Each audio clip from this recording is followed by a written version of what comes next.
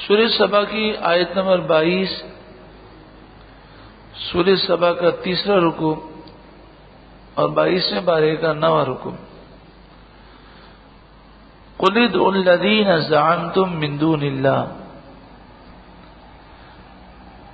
آپ فرمائیے اے محبوب، آپ ان سے کہیں کہ جنہیں تم اللہ کے مقابلے میں خدا سمجھتے ہو، ان جھوٹے خداؤں کو بلاؤ۔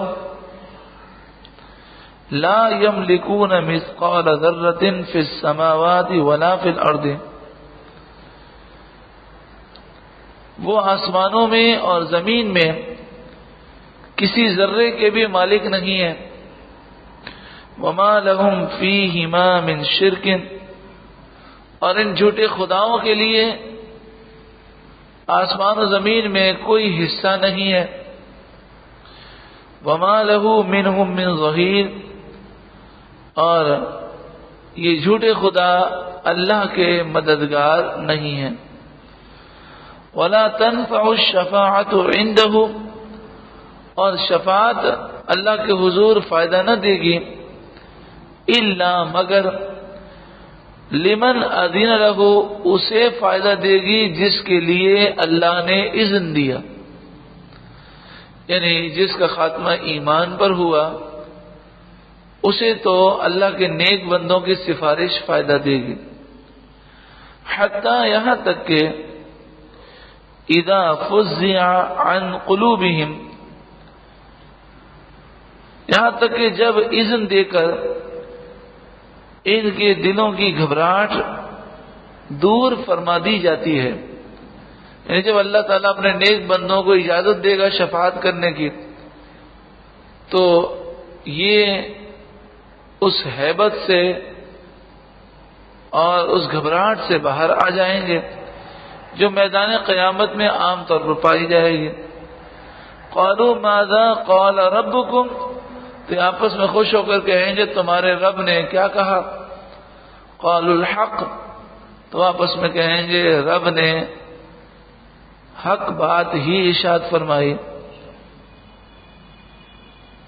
وَهُوَ الْعَلِيُّ الْكَبِيرُ، اور وہی بلند و بالا ہے، وہی کبیر ہے، بڑا ہے، وہ بلند و بالا ہے۔ قل، اے محبوب آپ فرمائیے، مَن يَرْزُقُكُم مِّنَ السَّمَاوَاتِ وَالْأَرْضِ، آسمان و زمین میں کون ہے جو تمہیں روزی دیتا ہے۔ قل اللہ، آپ ہی فرمائیں اللہ روزی دیتا ہے۔ وَإِنَّا أَوْ إِيَّاكُمْ لَعَلَى هُدًى أَوْ فِي ضَلَالٍ مُبِينٍ، اور بے شک ہم یا تم ضرور ہدایت پر ہو یا کھلی گمراہی میں ہو۔ یعنی محبوب اب ان سے کہیں کہ دو راستے ہیں، یا تو ہم ہدایت پر ہیں یا تم ہو، یا تو ہم گمراہی پر ہیں یا تم گمراہی پر ہو۔ تو جب یہ حقیقت واضح ہے کہ ہم ہدایت پر ہیں تو لازماً تم گمراہی پر ہو۔ دونوں صحیح تو نہیں ہو سکتے، جس طرح بعض لوگ کہتے ہیں جناب سبھی صحیح ہیں، سب صحیح ہیں، تو سب صحیح کیسے ہوں گے؟ کیونکہ جنت کا راستہ تو ایک راستہ ہے۔ جو صحابہ کرام کے بے ادب گستاخ ہیں وہ بھی صحیح، اور جو صحابہ السلام سے محبت رکھنے والے وہ بھی صحیح، یہ کیسے ہو سکتا ہے؟ جو حضور کی طاقت، مقام و مرتبہ جو اللہ نے دیا وہ مانے ہیں وہ بھی صحیح، اور جو نہ مانے وہ بھی صحیح، تو یہ سوچ غلط ہے۔ قل، اے محبوب آپ فرمائیے، لا تسألون عما اجرمنا،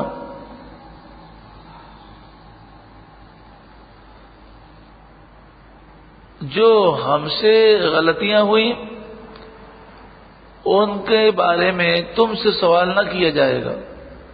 ولا نسأل عما تعملون، اور جو تم کرتے ہو اس کے بارے میں ہم سے سوال نہ کیا جائے گا۔ یہ بھی ایک سمجھانے کا انداز ہے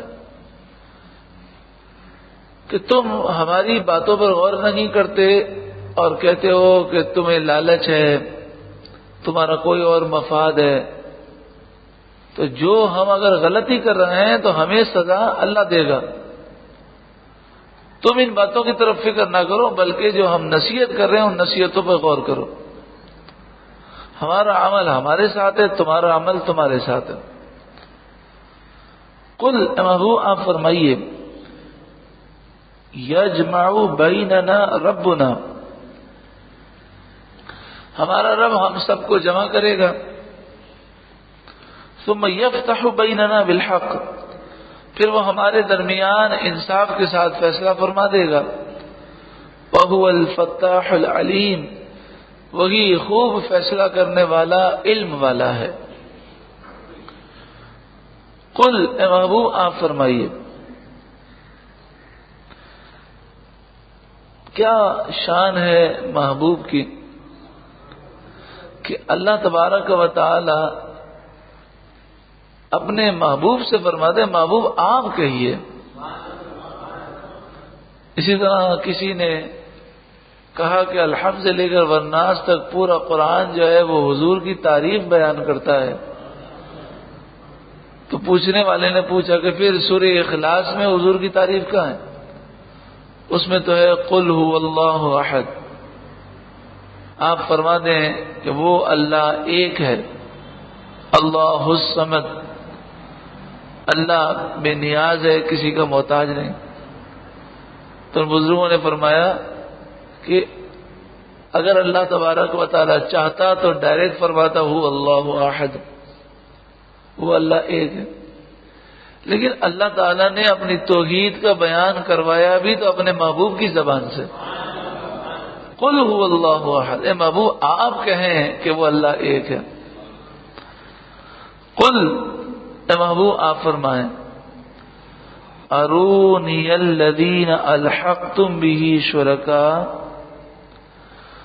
مجھے دکھاؤ تو صحیح میرے وہ شریک کہ جنہیں تم میرے ساتھ شریک بتاتے ہو، میرے برابر بتاتے ہو.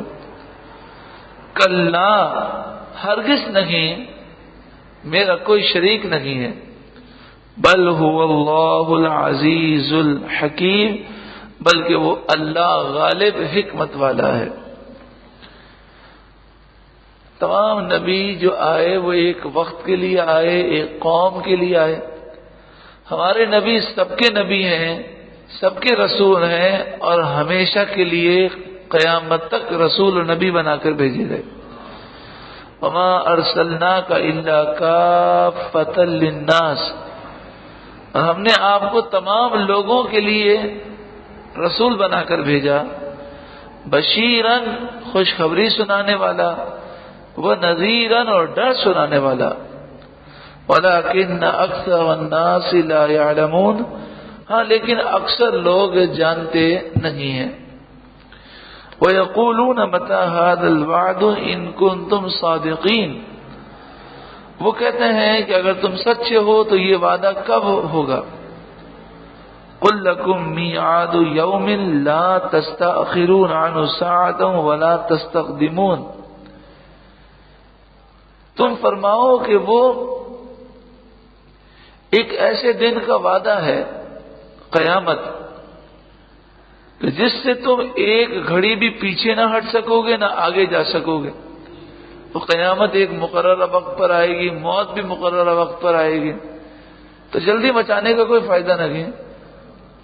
وہ مقررہ وقت پر آئے گی، اور جب وہ آئے گی تو تم اس سے بچ نہ سکو گے.